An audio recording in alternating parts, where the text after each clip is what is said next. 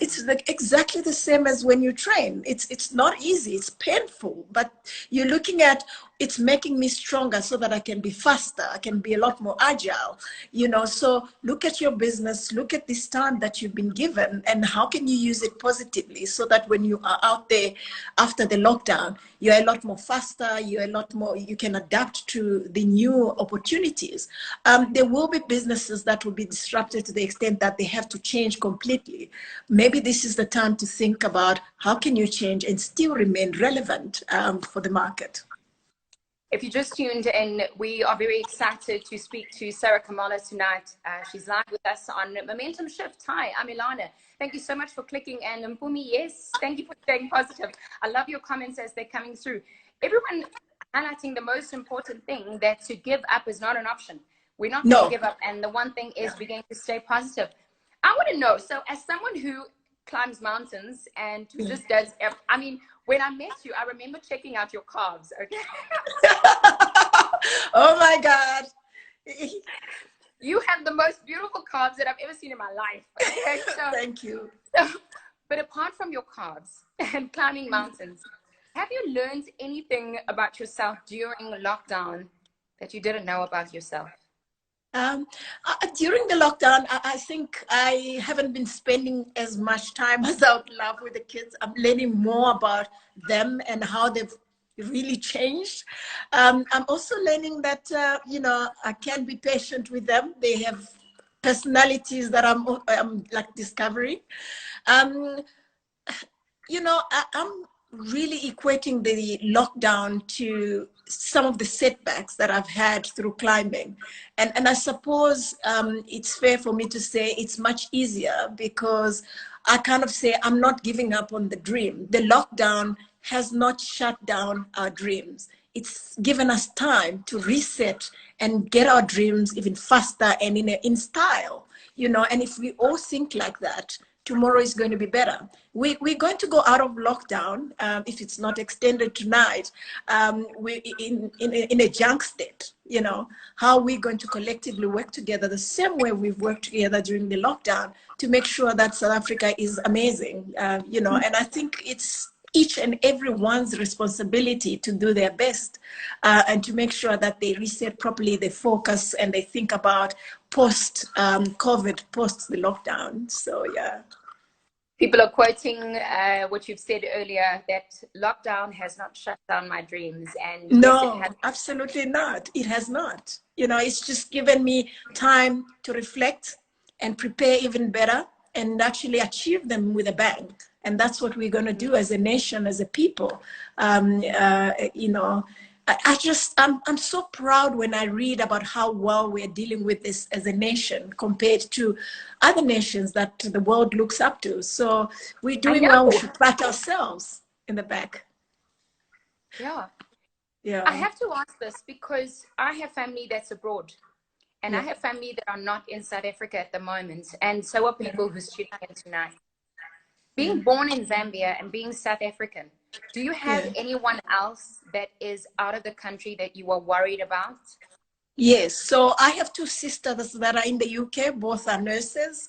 So I'm very worried about them. They give me updates in terms of what's happening. They are worried about the fact that they know our health systems are not as robust as theirs, and yet they're not coping. So they keep checking on my mother, checking on us. I've got relatives in the US, and I've got my mother in Zambia. So, we are talking a lot more than we used to. Everybody's checking on everybody else, and everybody, these family WhatsApp groups, sending all the COVID forwards that they're getting. Assessing what is fake and what is real. But what is important is we praying for each other. The unity that I've seen is just amazing.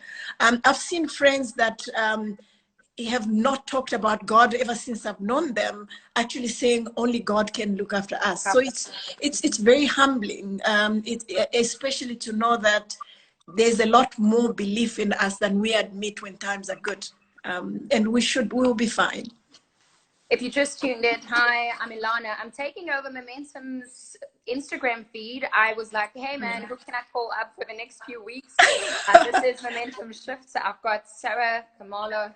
Googleness just left a comment, and she said, one day when I grow up, I want to be as positive as you, Saray. So thank you so much. Thank you. Just hearing you speak as a woman of God and as someone who has literally conquered mountains, I want to ask this, because surely there is some similarity between cabin fever, right? That feeling of suffocating, because that's an actual emotion, right? Yeah, and it is. that feeling that you had when you were 100 meters away from summiting, and you had to turn around, because that moment makes me emotional. It makes me think you were so close.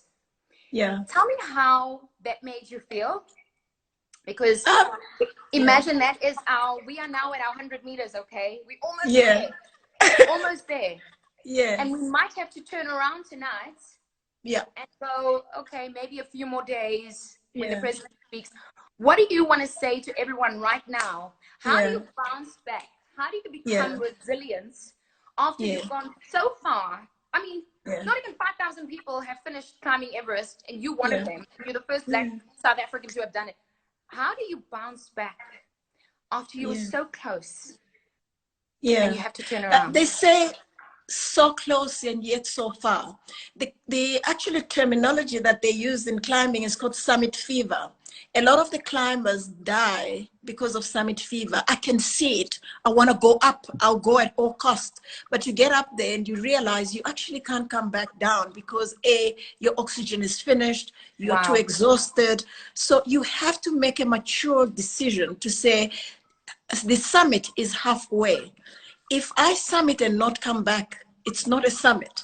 I need to be able to summit and come back down. So if tonight the lockdown has been extended, that's because we need to be stronger at the end of it. What is the point of uplifting the lockdown and then we go out there and we die in numbers because we just wanted to, finish this early? It's better to extend it if that's what is needed, or it's better to go down the mountain and come back and climb another time, because the mountain will always be there. And it's not easy for everybody. It wasn't easy for me, because you think about how much time you've put into training. You think about how much money you've paid. You think about how many people you've told on Facebook that I'm doing this, that you have to come and face and say, it didn't happen. But you need to have the maturity to say, I want to be alive so that I can climb again another time. And that's the maturity that we need as a collective, should we need to extend the time. Wow, so many comments coming through. You make me so emotional. I just started becoming so tearful, because you're right, so close, but yet so far, And you've been there. And I love how, if you missed out on the beginning of this conversation, Sarah pointed out how during this time is a time to make us stronger. How when you're climbing Everest, you have a lot less space, okay? So mentally, you need a lot more. And here we are in the comfort of our homes, no matter how, yes, I'm at home. My kids are downstairs, and my husband's telling them, shh, mommy is busy upstairs. But, I try to do a 2-kilometer run around the house. Yeah, I do that every day. Are you doing the Mzansi Marathon? Oh, cool. Are you doing it every day? No, I did it once.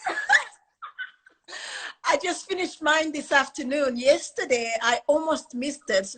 And I just woke up at 9 o'clock. I had so many meetings. I'm like, I have to do the 2 kilometer. And I did my 2 kilometers. But it's small sacrifices. Can you believe there's somebody that actually did, 2 people that I know that did comrades around their yard? We are stronger than we believe. We should just, go for it. I think the challenge is to underestimate ourselves. If you just joined us, we are having some inspirational and almost emotional words from a remarkable woman who has not just climbed mountains, but she's explaining and creating beautiful metaphors between how this time is such a blessing for those who believe that God has put us in this situation because we're stronger than what we think. And then all of you that are saying, you know what, the analogy about a mountain and us in lockdown, it's just so perfect. When you go back when you started climbing, and I want to wrap up with this because you have just so much to say and we love hearing from you. Thank you. When you started out, not everyone believed in you. No. And that's And okay. that's okay, okay? That's okay, yeah. I believed in me enough for a lifetime. So what do you want to say to the entire South Africa that has got access to this video, not just tonight, but for the rest of lockdown and beyond? What do you want to say to all of us I think when you started and looking at where you are now? Yeah, I think no one owes us anything, you know, and there's many reasons why we might not make it. You know, we have people in the townships. It's difficult to social distance. We have a huge population. Our health system is not optimal. There's many reasons or excuses that we can give ourselves for failure. But let's remember that we are stronger people. And if we each one do our part, we're going to come out of this stronger as a nation. And let's not worry about what the world think of us, what other people think of us. That's how I survived. It's just to say, you know what, I'm going to block any negativity, and I'm going to let people that feed me with positivity, I'm going to embrace that. People that, you know, are going to be naysayers, I'm going to hear you, but I'm going to move on because I believe in myself so much more that the dream is, you know, at arm's reach, really. And that's what this is about. We as a country, we as a nation, if we partner with each other by making sure we do each one a small part, we're going to come out of this as a stronger South Africa. And I'm excited about that. Well, we are going to come out of this as a stronger South Africa. You're not the only one that's excited about this. I am too. Also, this time gives us such a valuable opportunity to appreciate the small things in life. I love how you say that you've been speaking to your family more than ever. And if you just tuned in, there will be more opportunities where we have these kind of conversations. But please follow our amazing woman who has just helped us to understand that we're going to be financially okay. Psychologically, we're going to be fine, because if someone who has attempted Everest, 4 times, and then eventually summited, if you can give us inspiration through success and failure by climbing a mountain, a really big one, like I explained to my little daughter, then we are going to get through this. You are not alone. And that's the message that we want to bring across. Saray Khumalo, OMG, what are you doing for the rest of the evening? So I have another meeting, my last meeting. I've had supper. I had supper very quickly. Listening to the president at 8 o'clock. Then I have a 9:30, and then sleeping after that. Well, I think you're going to need your sleep because you are inspiring all of us. At Saray Khumalo, if you want to follow her, I'm just really humbled, and I appreciate you taking out your time to chat to us tonight. A mom, a business leader, a climber, a really big climber. Like, she's amazing. Okay, you have to go read her profile and follow her right now. But thank you for your time tonight. We'll be back again on a Thursday. Like I said earlier, we set this up for 7 o'clock initially. We moved it to 8, and then we moved it again because we realized that our president has an important message for us. Again, so much has happened in between. Hashtag rest in peace. Charles Meyer is trending at the moment, and we also wish and we pray for his entire family, and also for our entertainment industry, all our struggling actors, everyone who owns a business who's struggling at the moment, anyone who is struggling with their mind. We are mindful, and we are here for you because you are not alone. Saray, thank you for your time.